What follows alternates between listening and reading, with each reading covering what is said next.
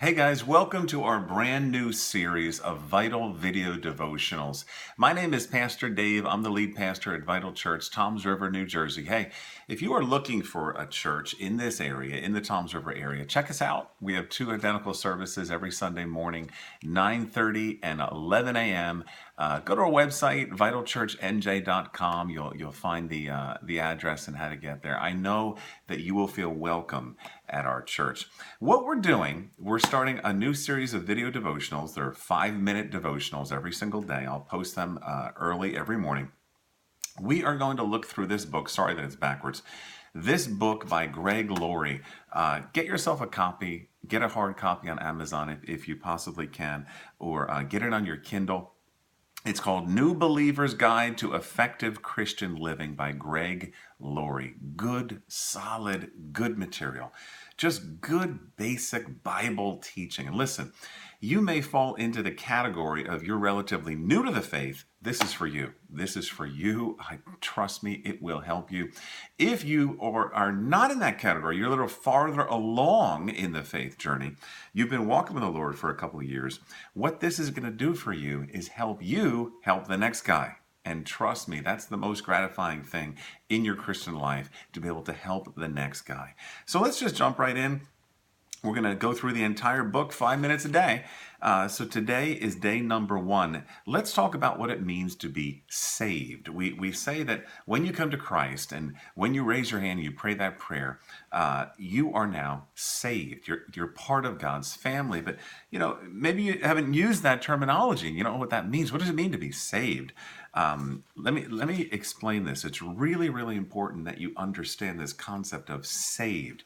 The Bible uses the terminology, and Jesus, Matthew 1:21, Jesus came to save his people from their sins. Jesus came to save. Paul says, Romans chapter 1, I'm not ashamed of the gospel, because the gospel is the power of God for salvation, for the salvation of all who believe. So it's definitely a biblical idea, this idea of being saved. And the word in the Greek means to rescue. It means to rescue someone. And you may feel that, I don't know, what did I need rescuing from? What did I need saving from? That's the key to understanding the whole thing. You have to understand the bad news to appreciate the good news. And the bad news is we're all helplessly lost without Christ, without God intervening in our lives. Our sin, and we all have sin, every single one of us has sinned. The Bible makes clear that sin deserves a judgment, and that judgment is hell, eternal separation from God.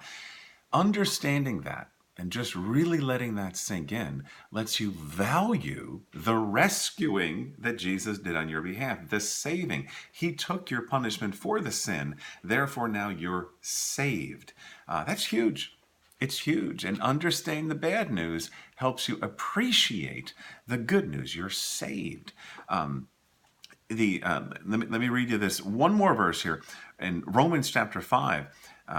The Bible says you were facing judgment, you were facing hell, but this verse, Romans chapter 5, says, since we have been made right in God's sight by the blood of Christ, he will certainly save us from God's judgment. There it is. There it is. Jesus is saving us from God's judgment. That's something to get excited about. That's something to rejoice about, to be happy about.